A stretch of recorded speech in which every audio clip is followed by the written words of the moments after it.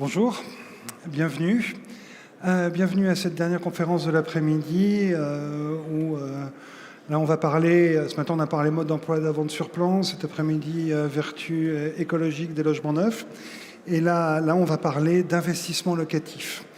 Parce qu'aujourd'hui, vous avez à peu près 40 à 50% des ventes de logements neufs qui sont le fait de gens qui veulent acheter et mettre en location. Donc, c'est-à-dire que ça fait intervenir des questions de choix du logement, de rendement, de gestion locative, de dispositifs fiscaux. Vous avez certainement entendu parler de la loi Pinel. Alors moi, je suis Pierre Chevillard, je suis journaliste pour le groupe Particulier à Particulier. Et pour nous parler de ces multiples aspects de l'investissement locatif, nous avons avec nous donc Nadia Hachache, qui est directrice associée de One Gestion. Bonjour. Donc vous occupez de gestion locative, je crois. Oui, donc je suis associée France Demeure Group et je dirige la marque One Gestion qui est dédiée à la gestion locative, solution confort, avec la partie gestion et solution assurance loyer impayé. Merci. Donc avec nous avons aussi Yves Bernard qui est président de Expert Team Fiduciaire. Alors Yves, vous faites... Oui, bonjour. Expert Team Fiduciaire est une société d'expertise comptable et on est vraiment spécialisé sur les loueurs en meublé. Donc on assiste nos clients dans leur déclaration de location meublée, donc en général en réel. Enfin, je ne sais pas si vous connaissez la différence entre le micro et le réel, on peut en parler tout à l'heure éventuellement. Mais quand c'est des déclarations en réel, il y a une réelle expertise qu'il faut et il faut faire appel à un expert comptable, si possible spécialisé. Voilà. Merci. Et puis nous avons aussi Thibault Lalican qui est dirigeant du cabinet IGC. Que fait le cabinet IGC ? Alors bonjour à tous. Le cabinet IGC est une structure d'accompagnement multiservice dédiée à l'investissement immobilier. Donc nous accompagnons une clientèle de particuliers aussi bien sur l'achat d'une résidence principale que sur la réalisation d'un investissement locatif. On travaille exclusivement dans le neuf avec une centaine de partenaires, donc des promoteurs immobiliers, des promoteurs nationaux, mais aussi des plus petits promoteurs locaux et régionaux. Merci. Donc on va balayer les principaux aspects de l'investissement locatif, histoire de cadrer un peu les débats sur le choix du logement, la fiscalité, le financement, la gestion, etc., etc. Et puis dans un deuxième temps, un micro circulera dans la salle et vous pourrez poser toutes les questions que vous jugerez nécessaires. Alors pour commencer aujourd'hui, vous voyez tous qu'on est dans une période économique un peu compliquée, avec beaucoup d'inflation. Donc l'inflation, quand on met ça dans une perspective de rendement, de rentabilité, on peut se poser la question de savoir si, en gros, l'immobilier aujourd'hui, c'est toujours intéressant. Thibault ? Alors oui, on dit souvent que la pierre est une valeur refuge en France, et elle l'est. On le constate depuis des années. On l'a constaté pendant le Covid, et là on le constate une nouvelle fois en cette période d'inflation, puisqu'on dit souvent que l'immobilier reste une bonne barrière contre l'inflation, puisque l'immobilier va suivre cette inflation, et donc l'immobilier va prendre de la valeur. L'immobilier est aussi moins soumis aux aléas économiques, comme peut être les marchés boursiers. Si vous suivez l'actualité économique, là, c'est vrai que dernièrement, il y a eu des grosses faillites bancaires sur des banques qui financent de la tech. Donc voilà, l'immobilier n'est pas sujet à ça et donc restera une valeur refuge en France, quoi qu'il arrive. Nora, vous partagez ce point de vue sur le côté sécurité, valeur refuge de la pierre ? Ah oui, tout à fait. Donc, il suffit simplement d'avoir un bon locataire dans les lieux, d'avoir une bonne assurance loyer impayé, et le propriétaire valorise son patrimoine dans le temps pour la revente. En fait, c'est ça. En fait, l'idée, c'est un produit, les gens qui investissent en bourse diraient défensif, de sécurité d'une certaine façon. Oui. Alors après, on peut toujours avoir de la vacance éventuellement, mais moi, je rajouterais juste aussi qu'il ne faut pas mettre tous ses œufs dans le même panier, évidemment. Donc, il ne faut pas que investir en bourse, que investir dans l'immobilier, mais l'immobilier reste une valeur quand même relativement sûre. On voit des actions en bourse qui font des plongeons énormes, alors que l'immobilier, si éventuellement ça baisse, ça va être quand même très, très lent, et on a des capacités de réaction face à ça. Donc je pense que l'immobilier, qu'il soit neuf ou ancien, reste très intéressant dans la gestion de son propre patrimoine. Après, l'immobilier neuf, on peut aussi faire beaucoup de choses. Voilà. Et justement, Thibault, le neuf, dans une perspective d'investissement locatif, est-ce que c'est financièrement intéressant, sachant que grosso modo, le neuf, ça coûte quand même 25 à 30% plus cher que l'ancien. Voilà. Alors, heureusement, je dirais. On n'achète pas du tout le même produit quand on achète un appartement neuf et un appartement ancien. Et souvent, ce que l'on dit à nos clients, on calcule finalement son gain le jour où on revend son appartement. Puisque c'est au moment où on revend finalement qu'on regarde le prix que ça nous a coûté dans la durée. Et je fais souvent l'analogie avec la voiture. Lorsque vous achetez une voiture sur la centrale, on va prendre sans citer de marque, mais une voiture à 5 000 € sur la centrale, alors que vous voulez acheter le double dans le neuf, c'est au moment où vous allez la revendre que vous allez calculer le prix que ça vous a coûté réellement. Parce que si pendant 5 ans, vous allez devoir changer la courroie de distribution, les pneus, les plaquettes, etc., finalement, ça va vous coûter beaucoup plus cher. Et lorsque vous achetez dans le neuf, dans l'immobilier neuf, au-delà du fait que effectivement vous achetez plus cher, vous allez mettre par contre beaucoup moins d'apport au départ de votre opération. Et puis, qu'est-ce que vous allez gagner ? Vous allez gagner du confort, puisque vous allez acheter un logement qui va être bien pensé, qui va être aux dernières normes de performance énergétique.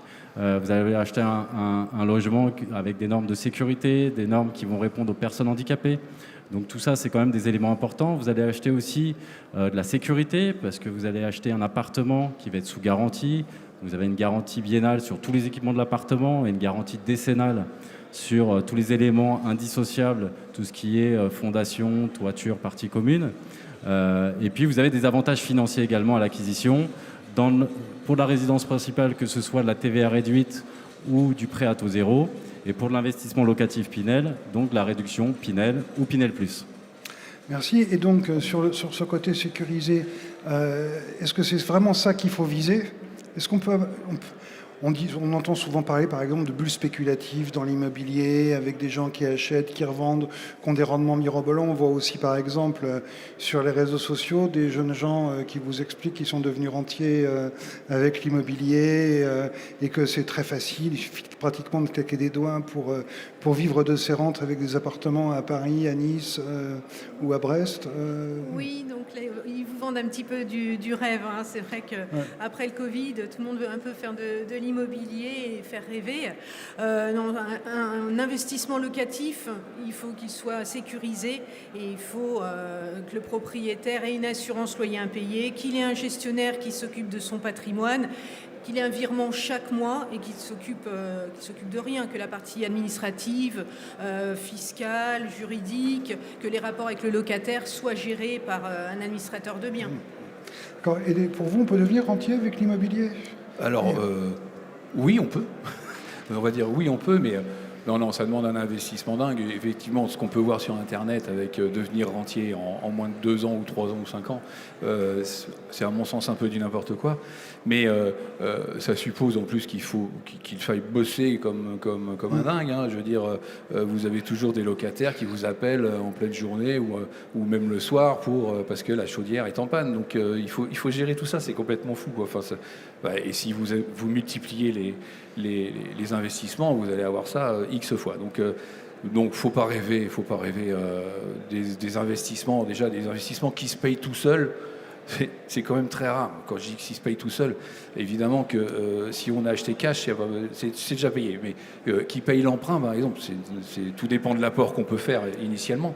Mais moi, je crois que ça se voit plus aujourd'hui, hein, c'est clair. Je voulais juste revenir sur l'immobilier neuf par rapport à l'ancien. Je pense que les diagnostics énergétiques jouent quand même énormément. Et l'immobilier neuf, si on a un diagnostic qui est déjà à C ou B, on va être tranquille pour bon nombre d'années. Avec l'immobilier ancien, c'est clair qu'il risque, vous savez tous, il va y avoir des investissements à faire et des travaux importants à faire, des travaux qui sont beaucoup plus chers que par le passé. Et c'est vraiment, faut peser le pour et le contre par rapport, pour comparer de l'ancien et du neuf, quoi. Et vous voulez parler de la prochaine interdiction à la location des passoires thermiques, les logements classés G en 2025, F en 2028. C'est ça, c'est ce que le législateur a appelé des passoires thermiques. C'en est sûrement, hein, mais les règles sont un peu folles à mon sens, mais pas très... pas très précise, en ce sens que ça dépend parfois un peu des diagnostiqueurs. C'est pas, les choses sont pas super claires à ce niveau-là, à mon avis, débat, mais ça n'engage que moi. Voilà. Bien sûr, alors qu'avec le neuf, on est forcément A ou B sur le DPE, il n'y a pas de souci. J'ose espérer qu'avec le 9, on est sur des références C ou B, voire mieux. Enfin, mais enfin, on a un produit qui est isolé, quoi, on va dire. Hein, Oui, ouais. et puis qui apporte du confort aux locataires. Enfin, ces Exactement. dernières normes. Exactement. Je pense que les locataires aussi font de plus en plus attention à leurs factures d'énergie et autres, surtout ces derniers temps, où l'énergie a beaucoup augmenté, quoi. D'ailleurs, justement, sur ces factures d'énergie, c'est aussi un critère qui permet de sécuriser le versement des loyers, puisque les factures d'énergie pèsent moins sur les finances du locataire. Oui, bien sûr. Si dans le moment où un locataire va choisir un bien qu'il va louer, il est censé, s'il est rationnel, il est censé regarder tout ça et regarder la facture d'énergie, pas que le prix du loyer. C'est un tout, normalement, pour qu'il y vive correctement. Après, il y a tout l'aspect subjectif qui est est-ce que le logement me plaît ou autre. Ça, c'est un autre débat. Mais si on se base sur le coût, il est bien évident qu'il faut prendre en compte ces éléments-là, à mon sens. Merci. Ce que ne font pas toujours les locataires, mais bon. Voilà. Thibault, on dit que dans l'immobilier, et notamment dans l'immobilier locatif, il faut choisir un bon emplacement. Et qu'on le dit tellement que ça devient un peu une caricature. Alors, d'abord, est-ce que c'est vrai? Et après, comment on fait pour trouver le bon emplacement? Alors oui, il faut toujours s'intéresser à l'emplacement, que ce soit dans l'investissement dans l'ancien ou dans le neuf. L'emplacement reste une évidence. Maintenant, on a souvent des clients au cabinet GC qui souhaitent acheter à côté de chez eux, parce qu'ils connaissent le secteur. Est-ce que c'est une bonne idée d'acheter à côté de chez soi? Oui, ça peut l'être, mais ça veut dire que tous les gens, ça veut dire que tous les emplacements finalement sont bons, puisque tout le monde achète à côté de chez soi. Donc finalement, il n'y a pas qu'un seul emplacement sur lequel on peut avoir un bon rendement locatif et de la valeur à terme. Donc l'emplacement est intéressant, mais à quoi est-ce qu'il faut s'intéresser réellement? Il y a toujours un triptyque, école, commerce, transport, qui est quand même à prendre en compte lorsqu'on fait un investissement immobilier. Lorsqu'on investit dans l'immobilier neuf, on investit aussi dans les quartiers en devenir. Donc les quartiers en devenir aujourd'hui, c'est quoi? C'est par exemple en Ile-de-France les 68 nouvelles stations de métro du Grand Paris. Ça veut dire investir dans un périmètre de 800 mètres autour de ces nouvelles stations de métro, s'intéresser au développement économique de ces villes, de ces territoires, les aménagements potentiels, l'arrivée de nouvelles entreprises. Donc autant d'éléments que nous on regarde pour faire des préconisations auprès de nos clients. Et voilà, il y a des secteurs quand même qui s'apprécient plus que d'autres dans le temps. Et il faut faire quand même cette analyse au préalable de son investissement. Mais ça veut dire qu'il faut s'intéresser à la demande locative, savoir s'il y a effectivement des gens qui sont là, et puis pour devenir locataire. Et puis vous parliez de revendre ça aussi. Tout à l'heure, on parlait du mode d'emploi de la vente sur plan ce matin avec un notaire, et que l'idée, oui, ça c'est quand on achète, il faut toujours penser à la revente. Et j'imagine que dans le domaine de l'investissement locatif, c'est toujours une vérité. Évidemment. Alors là, c'est deux sujets. La tension locative, alors effectivement, dans le neuf, on a la possibilité de bénéficier du dispositif Pinel. Il faut rappeler quand même que le Pinel ne concerne que les zones tendues en France. On fait beaucoup d'investissements en Ile-de-France, donc toute l'Ile-de-France est quand même une zone assez tendue. On manque cruellement de logements, on manque d'à peu près 500 000 logements en France. Donc il y a quand même une tension locative, ça se loue extrêmement bien. Sur l'investissement locatif Pinel, les loyers sont plafonnés.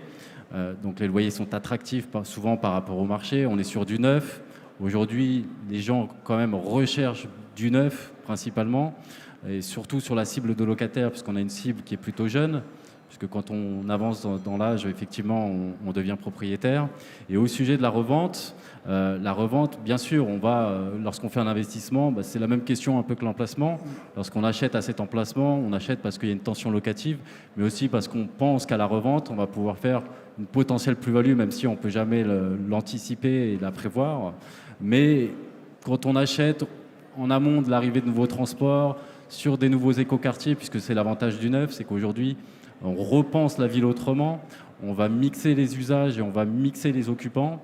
Donc on va mettre, des logements sociaux, on va mettre des propriétaires occupants, on va mettre des entreprises, on va mettre des résidences intergénérationnelles, des bureaux.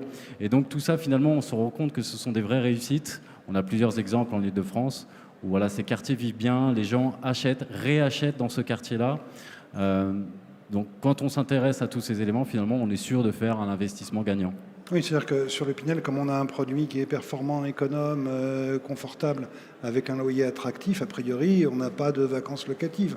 Enfin, pour en avoir, on n'est pas sur. On avait vu ça il y a des années avec l'Eurobien, ou un ancien dispositif de défiscalisation, Oui. où on construisait là où il n'y avait pas de demande. Exactement. Alors, oui, alors cette époque-là est révolue. C'est vrai que Heureusement, moi, d'ailleurs. j'ai commencé le métier sur la loi d'Eurobien. Et c'est vrai qu'à l'époque, quand j'ai commencé le métier, waouh, c'était plus du tout la même chose qu'aujourd'hui. Les zones de construction n'étaient pas les mêmes. Voilà, donc il y avait, bon, on va pas reparler, on va pas refaire Ouais, l'histoire, bien sûr, mais bon, bien sûr. aujourd'hui ça n'a plus rien à voir. On ne peut plus construire, on peut pas faire d'investissement locatif Pinel dans des zones qui ne sont pas éligibles et qu'il n'y a pas une tension locative. Donc par essence, ça va bien se louer. Voilà. Après, comme je le disais, le neuf, ça reste attractif, les loyers sont plafonnés. Je pense que ma confrère pourra mieux en parler que moi sur le sujet de la location. Oui, justement, quand on fait un investissement locatif, il faut louer. Parce que si on n'a pas de loyer, on ne gagne pas d'argent et on ne peut pas rembourser le crédit. Exactement. Donc, comment on fait pour sécuriser l'opération? Parce qu'en fait, le pivot d'une opération d'investissement locatif, c'est le locataire. C'est le locataire. Il participe au paiement du prêt chaque mois. Donc, il faut essayer de trouver un locataire sur plan. Le bien est acheté au départ, eh bien, on peut trouver un locataire qui, à la livraison du logement, intègre les lieux. Oui, donc il faut trouver tout de suite. Il faut trouver tout de suite. Donc la recherche peut se faire. Les locataires, les personnes qui recherchent des logements, prospectent. Ils prospectent, ils vont où les résidences sont livrées, et en amont, ils appellent les administrateurs de biens. Donc c'est vrai qu'on a des listes, une centaine de personnes par bien. D'accord. Donc c'est très important. Donc la sélection, elle est à faire, et on fait une sélection qui est rigoureuse justement pour que le locataire puisse à la fois intégrer le bien à la livraison et que le propriétaire puisse avoir son prêt dès que le prêt commence et qu'il puisse être remboursé par les loyers. Et vous confirmez que vous avez dans votre activité une demande de locataires pour des logements neufs? Il y a une forte demande, effectivement. Après, c'est les salaires qui sont également plafonnés avec la loi Pinel. Donc, il y a une étude de solvabilité qui est effectuée. Donc, il y a une forte demande et il n'y a pas de vacances locatives. Une vacance locative peut arriver si le bien est en mauvais état entre deux locataires, et là il y a des assurances qui prennent en charge la détérioration immobilière et qui indemnisent le propriétaire pendant la perte pécuniaire. Et vous qui êtes spécialiste de l'assurance loyer impayé, il faut s'assurer un loyer impayé? Est-ce que les banques le demandent, par exemple, quand on monte le plan de financement? Alors, quand les banques demandent une attestation locative, et effectivement sur cette attestation locative, où on indique le montant du loyer, on indique que le loyer est sécurisé par l'assurance loyer impayé. Celle que l'on propose, en plus, garantit le loyer tous les mois. Donc vraiment, il ne faut pas s'en passer. Mais ça a un coût? Ça a un coût qui est minime, il est de 2,5% du montant des encaissements, puisque c'est le loyer, c'est la régularisation de charges, c'est les ordures ménagères, tout ce qui est en complément. Mais ce coût, il est déductible des revenus fonciers à 100%. Donc quand on connaît le coût que cela peut coûter au propriétaire avec les frais de procédure et puis 2 ans pour expulser un locataire, plus les loyers impayés. Donc ce serait vraiment dommage. C'est une sécurité et on paye et après on récupère cet argent par le jeu de cette déductibilité. Oui. Voilà, si vous payez votre assurance 10 € sur un loyer de 100 €, ça veut dire que vous allez retirer 10 € de ces loyers. Quand vous serez imposé sur ces 90 € et pas sur 100 €. Exactement. C'est ça l'idée. Exactement. Alors, vous qui êtes un homme de chiffres, après il faut gérer, il y a des loyers qui montent, il y a des formalités à faire, des feuilles d'impôt à remplir, on peut le faire soi-même? Alors des feuilles d'impôt à remplir, il est préférable de faire appel à un expert comptable, comme je disais tout à l'heure. Ça tombe bien, vous êtes expert comptable. Ça tombe bien, effectivement, je suis au bon endroit. Oui, les loyers impayés, vous avez dit, pour les revenus fonciers, c'est déductible, pour la location meublée aussi. Donc pas de problème. Donc les revenus fonciers, en général, les contribuables peuvent arriver à s'en sortir. Il n'a pas forcément besoin d'un expert comptable. C'est les encaissements, décaissements, c'est pas super compliqué. Avec une bonne notice ou un copain qui s'y connaît un peu, on s'en sort. Pour ce qui est de la location meublée, sincèrement, c'est plus compliqué. Sauf si on veut opter pour le régime micro, mais qui a un gros inconvénient, c'est qu'on est imposé sur un certain pourcentage des loyers encaissés. Alors qu'avec le régime réel, en règle générale, on est imposé sur rien du tout. Donc c'est ça qui est quand même très intéressant. Excusez-moi, vous êtes en train de nous dire que si on fait de la location meublée au régime réel, les loyers ne sont pas imposables. Alors, c'est pas tout à fait ça. Je me suis mal exprimé. Les loyers sont imposables, mais on détermine un résultat qui fait qu'on obtient un résultat égal à 0. Et comment on fait? Comment on fait? D'abord, on commence par déduire la totalité de l'équivalent des charges des revenus fonciers. Hein. Quasiment la même chose est déductible, sauf des travaux. Je ne vais pas rentrer trop dans le détail, parce que là, je pourrais en parler pendant une heure, mais bon. Mais surtout, la grande différence entre les revenus fonciers, c'est-à-dire la location nue, et la location meublée qui relève, eux, des BIC, des bénéfices industriels et commerciaux, la grande différence, c'est qu'on peut amortir le bien. Amortir, ça veut dire quoi? Ça veut dire qu'on va comptabiliser tous les ans une dépréciation de la valeur, enfin dépréciation économique du bien. Alors, dépréciation dont on peut discuter l'existence, puisque en règle générale, un bien immobilier a plutôt tendance à prendre de la valeur. On parle de plus-value au bout de 10, 15 ans, 20 ans. Bref, mais comptablement et fiscalement, il est tout à fait possible d'amortir la valeur de ce bien. Il n'y a aucun problème, c'est autorisé, il n'y a aucun souci là-dessus. C'est même limite obligatoire si le bien est à l'actif du bilan. Non, c'est pas vrai, c'est pas obligatoire. Mais pour être bien précis, c'est-à-dire qu'amortir, c'est la possibilité de retirer des loyers, quand on les déclare, une partie du prix du logement pour se retrouver dans le même schéma dont on parlait à propos de l'assurance. C'est ça, c'est exactement ça. C'est qu'on calcule des charges en fait supplémentaires que celles qu'on a décaissées. Hein. Les charges supplémentaires sont liées à la dépréciation économique. Donc, alors, ça se fait par la méthode des composants. Il faut déjà enlever la valeur de terrain, c'est un petit peu compliqué. Ensuite, on décompose l'ensemble de l'immeuble et on prend des durées d'amortissement un peu différentes. Mais ce qu'il faut retenir, c'est que cet amortissement nous permet effectivement de déduire des loyers, des charges supplémentaires, qui sont donc des charges calculées, et ce qui nous permet de ne pas être imposés donc, sur nos loyers de location meublée.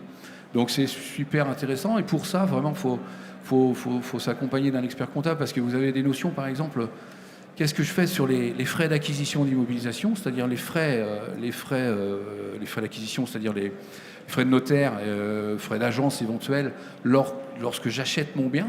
Il faut savoir que soit on les intègre à la valeur de l'immobilisation, et donc on amortit après sur plusieurs années, comme je viens de l'expliquer, soit on passe ça en charge directement. Et passer en charge directement, ça fait naître un gros déficit, lequel déficit va être reportable pendant 10 ans. Si on est loueur meublé non professionnel. Si on est loueur meublé professionnel, c'est imputable sur les autres revenus. Mais bon, je ne veux pas trop parler de la location meublée professionnelle, parce qu'elle est moins... Après, on est technique. On est technique. Quand même. Je dis ça comme ça. Ça prouve au moins qu'on a besoin de nous. Mais non. Mais non, mais c'est technique, et je vous avoue, moi, ça fait 20 ans que je m'intéresse à la location meublée. On a aujourd'hui, nous, 18 000 clients dans toute la France, évidemment. On est basé à Nantes, mais nos clients sont partout en France. On a aussi des clients à l'étranger, parce que ces clients à l'étranger ont des biens en France qu'ils louent en France, qu'ils louent meublés en France. C'est pour ça qu'ils ont besoin de nous.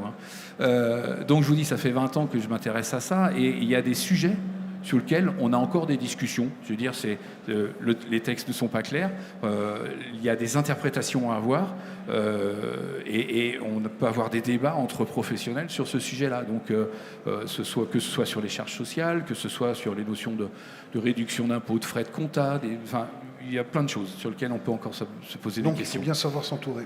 Voilà, bien savoir s'entourer. Et en plus, sincèrement, ça ne coûte pas très cher, parce que justement, il y a une réduction d'impôts pour frais de compta qui permet d'avoir en réduction d'impôts les 2 tiers de nos honoraires si on est adhérent à un centre de gestion agréé. Je ne veux pas rentrer trop dans le détail non plus là-dessus, mais si vous voulez, si vous avez des questions, il ne faudra pas hésiter à en parler. Alors, on a parlé de la location meublée, de sa fiscalité qui est intéressante, mais il y a aussi une fiscalité intéressante dans la location vide, avec la fameuse loi Pinel dont on parlait tout à l'heure. Thibault, ça marche comment ? Alors, ça marche comment ? Le dispositif Pinel vous permet d'investir dans l'immobilier neuf, de mettre en location sous certaines conditions. Donc, quelles sont ces conditions ? C'est louer nu à titre de résidence principale pour un locataire. C'est appliquer un plafonnement du loyer qui est en fonction de la surface habitable et la zone du logement. Appliquer un plafond sur la ressource du locataire. Et puis, s'engager dans le temps sur un minimum de 6 ans.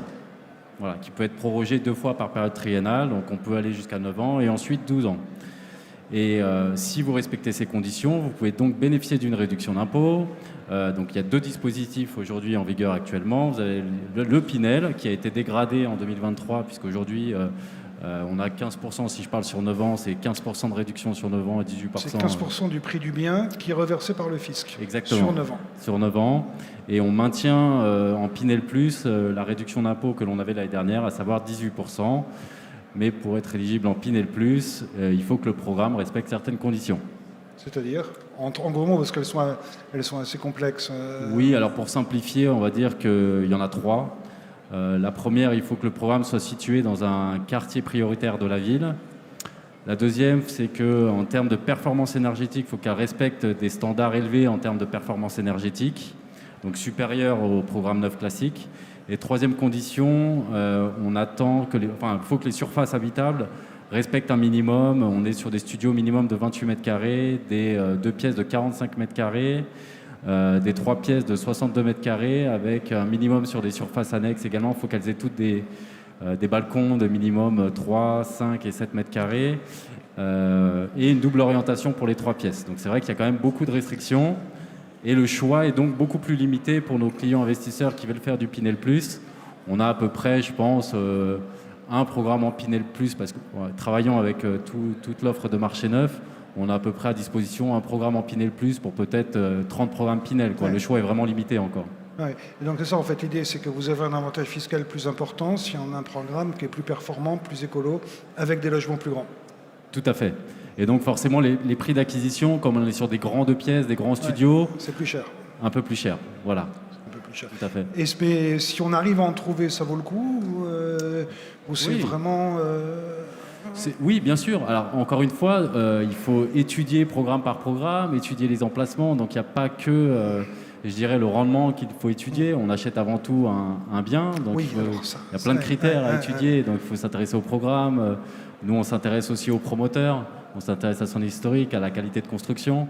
Donc, il y a quand même beaucoup de paramètres à prendre en compte. Et parce que si on s'intéresse qu'à un avantage fiscal, on va s'intéresser qu'à la finance, on va négliger la revente et ça peut être compliqué.